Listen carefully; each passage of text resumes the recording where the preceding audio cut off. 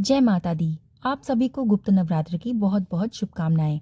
आज इस वीडियो में हम दुर्गा सप्तशती का छठा, सातवां और आठवां अध्याय सुनाएंगे। तो अगर आप हमारे चैनल पर नए हैं तो प्लीज हमारा चैनल सब्सक्राइब कर लीजिए, और अगर आपको कथा पसंद आती है तो इसको लाइक और शेयर कर दीजिएगा, और कमेंट में जय माता दी लिखना ना भूलिएगा। तो चलिए शुरू करते हैं दुर्गा सप्तशती का छठा अध्याय, जिसमें धूम्रलोचन के वध का वर्णन किया गया है। महर्षि मेधा कहते हैं, देवी की बात सुनकर दूत क्रोध में भरा हुआ वहां से असुरेंद्र के पास पहुंचा और सारा वृत्तांत कहकर उसे सुनाया। दूत की बात सुनकर असुरेंद्र के क्रोध का ठिकाना न रहा और उसने अपने सेनापति धूम्रलोचन से कहा कि धूम्रलोचन, तुम अपनी सेना सहित शीघ्र वहां आओ और उस दुष्टा के केशों को पकड़कर उसे घसीटते हुए यहाँ ले आओ।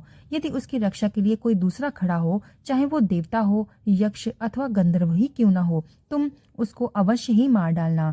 महर्षि मेघा कहते हैं, शुंभ की इस प्रकार की आज्ञा देने पर धूम्रलोचन 60,000 राक्षसों की सेना के साथ वहां पहुंचा और देवी को देखकर ललकार कर कहने लगा कि अरे, तू अभी शुंभ और निशुंभ के पास चल। यदि तू प्रसन्नता पूर्वक मेरे साथ नहीं चलेगी तो मैं तेरे केशों को पकड़कर घसीटता हुआ तुझे ले चलूंगा।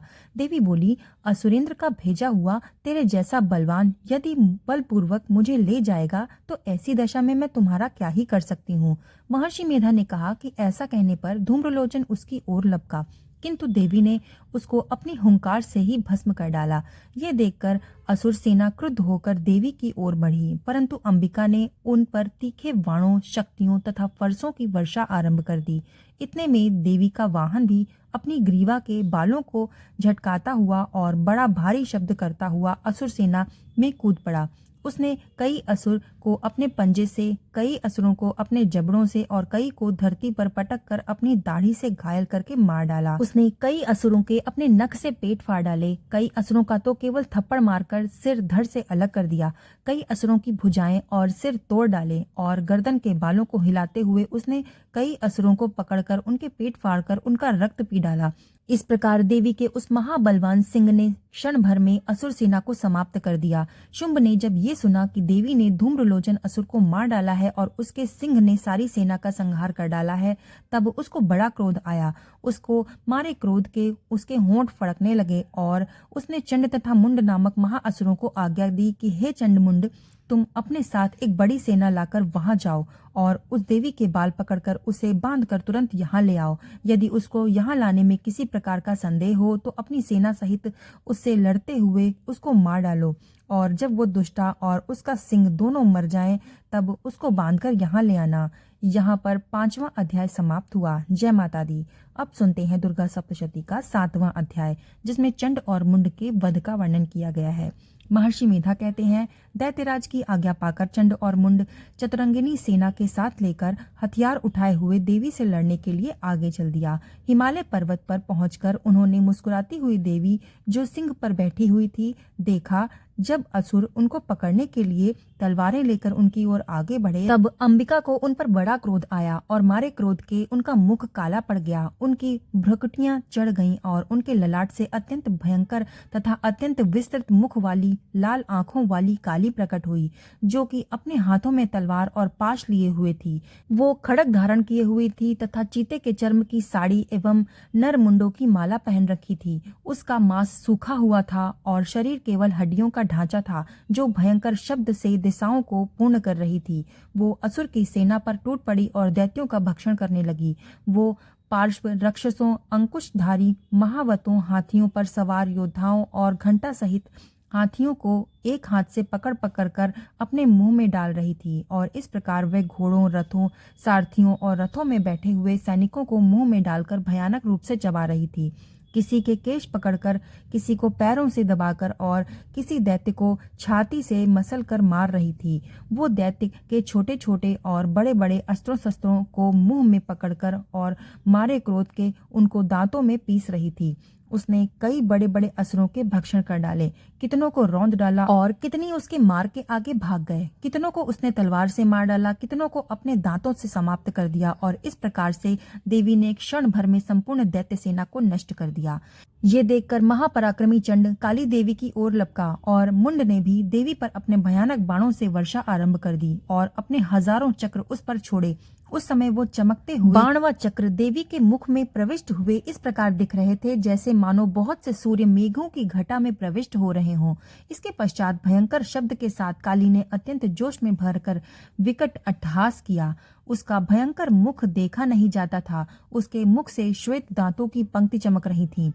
फिर उसने तलवार हाथ में लेकर हूं शब्द कहकर चंड के ऊपर आक्रमण किया और उसके केश पकड़कर उसका सिर काटकर अलग कर दिया। चंड को मरा हुआ देखकर मुंड देवी की ओर लपका, परंतु देवी ने क्रोध में भरकर उसे भी अपनी तलवार से यमलोक पहुंचा दिया।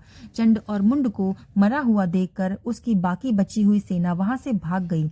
इसके पश्चात काली चंड और मुंड के कटे हुए सिरों को लेकर चंडिका के पास गई और प्रचंड अट्टहास के साथ कहने लगी कि हे देवी, चंड और मुंड दो महादैत्यों को मारकर तुम्हें भेंट कर दिया है। अब शुंभ और निशुंभ का वध तुमको स्वयं ही करना है। महर्षि मेधा ने कहा कि वहां लाए हुए चंड और मुंड के सिरों को देखकर कल्याणी देवी चंडी ने काली से मधुर वाणी में कहा कि हे देवी, तुम चूंकि चंड और मुंड को मेरे पास लेकर आई हो, अतः संसार में चामुंडा के नाम से तुम्हारी ख्याति होगी। यहाँ पर 7वां अध्याय भी समाप्त होता है। अब सुनते हैं दुर्गा सप्तशती का 8वां अध्याय, जिसमें रक्त बीज के वध का वर्णन किया गया है।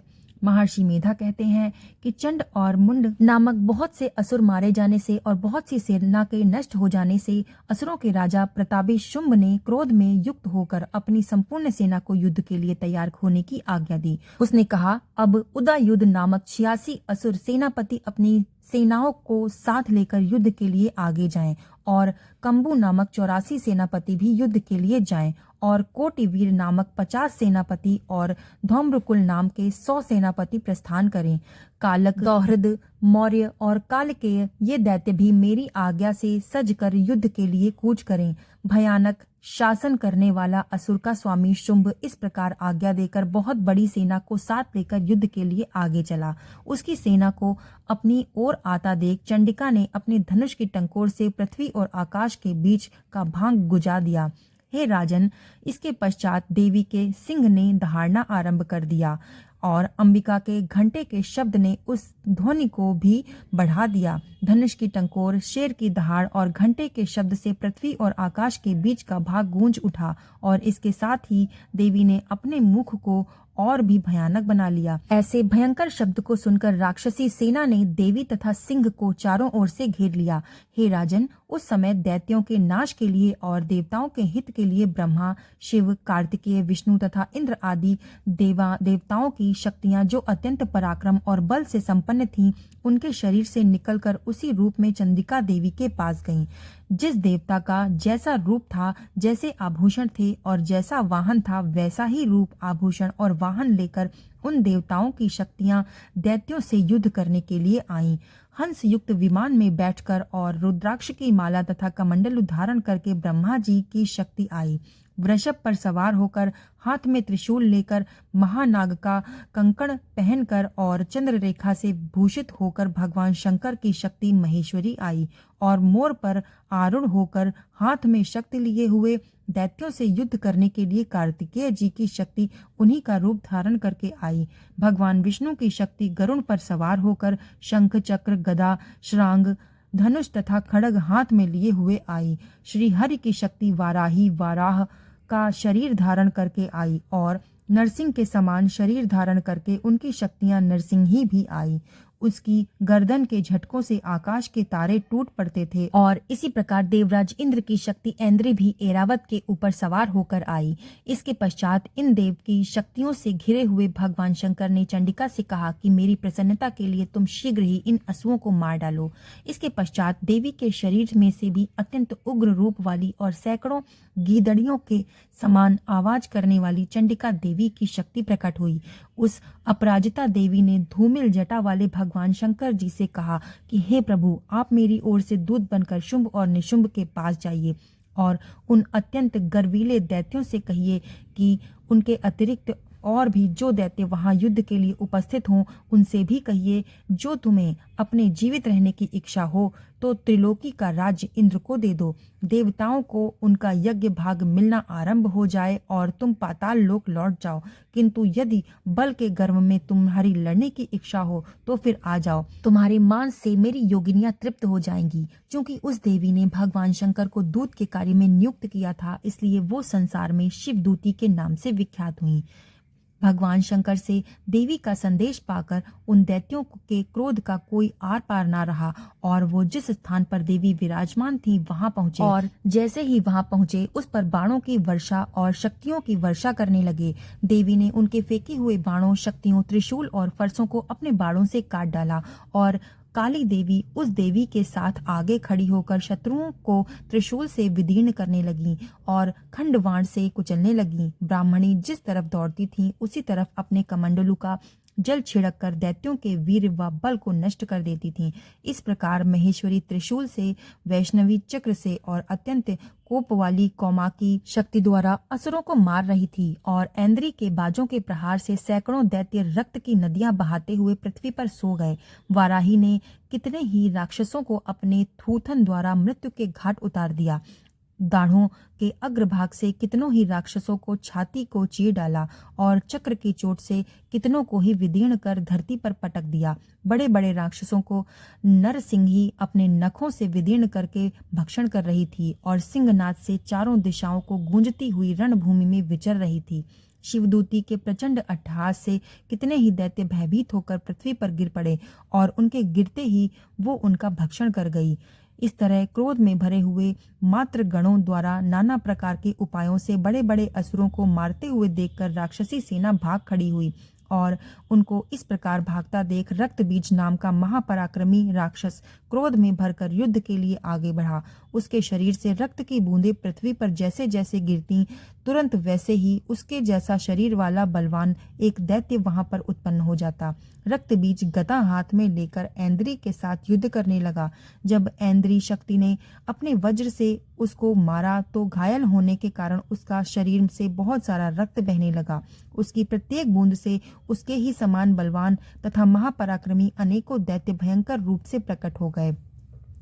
वो सबके सब दैत्य रक्तबीज के समान ही बलवान थे और वो भयंकर अस्त्र शस्त्र लेकर देवी के साथ लड़ने लगे। जब ऐन्द्री ने वज्र से प्रहार से उसके मस्तक पर चोट दी तब रक्त बहने लगा और उसमें भी हजारों पुरुष उत्पन्न हो गए। वैष्णवी ने चक्र से और ऐन्द्री ने गदा से रक्तबीज को चोट पहुंचाई और वैष्णवी के चक्र से घायल होने पर उसके शरीर से जो रक्त बहा उससे हजारों महाअसुर उत्पन्न हुए, जिसके द्वारा जगत व्याप्त हो गया। कौमाकी ने शक्ति से, वाराही ने खड्ग से और महेश्वरी ने त्रिशूल से उसको घायल किया। इस प्रकार क्रोध में भरकर उस महादैत्य ने सब मात्र शक्तियों पर पृथक पृथक गदा से प्रहार किया और माताओं ने शक्ति तथा शूल इत्यादि से उसको बार बार घायल किया। उससे सैकड़ों महादैत्य उत्पन्न हो रहे थे और इस प्रकार उस रक्त बीज के रुधिर से उत्पन्न असुरों से संपूर्ण जगत व्याप्त हो रहा था, जिससे देवताओं को भय हुआ। देवताओं को भयभीत देखकर चंडिका ने काली से कहा कि हे चामुंडे, अपने मुख को बड़ा करो और मेरे शस्त्रघात से उत्पन्न रक्त बिंदुओं तथा रक्त बिंदुओं से उत्पन्न महाअसुरों को तुम अपने इस मुख में भक्षण करती जाओ। इस प्रकार रक्त बिंदुओं से उत्पन्न हुए महादैत्यों का भक्षण करती हुई तुम रणभूमि में विचरो। इस प्रकार रक्त क्षीण होने से ये दैत्य नष्ट हो जाएगा। तुम्हारे भक्षण करने के कारण अन्य दैत्य नहीं होंगे। काली ने इस प्रकार कहकर चंडिका देवी ने रक्त बीज पर अपने त्रिशूल से प्रहार किया और काली देवी ने अपने मुख में उसका रक्त लिया। जब उसने गदा से चंडिका पर प्रहार किया, प्रहार से चंडिका को तनिक भी कष्ट न हुआ, किंतु रक्त बीज से बहुत सारा रक्त बहने लगा। लेकिन उसको गिरने के साथ ही काली देवी ने उसको मुख में ले लिया और काली के मुख में उस रक्त से जो असुर उत्पन्न हुए उनको उसने भक्षण कर लिया और रक्त को पीती गई। तदंतर देवी ने रक्त बीज को, जिसका कि खून काली ने पिया था, चंडिका ने उस दैत्य को वज्र, बाण, खड्ग तथा रिष्ट इत्यादि से मार डाला। हे राजन, अनेक प्रकार के शस्त्रों से मारा हुआ और खून से वंचित वो महादैत्य रक्तबीज पृथ्वी पर गिर पड़ा। हे राजन, उसके गिरने से देवता अत्यंत प्रसन्न हुए और माताएं उन असुरों का रक्त पीने के पश्चात उद्यत होकर नृत्य करने लगी। यहाँ पर 8वां अध्याय भी समाप्त होता है। जय माता दी। माता आपकी सभी मनोकामनाओं को पूरा करें। कथा सुनने के बाद इसको लाइक जरूर कर दीजिएगा और कमेंट में जय माता दी लिखना ना भूलिएगा। तो चलिए मिलते हैं अगली कथा के साथ, तब तक के लिए धन्यवाद।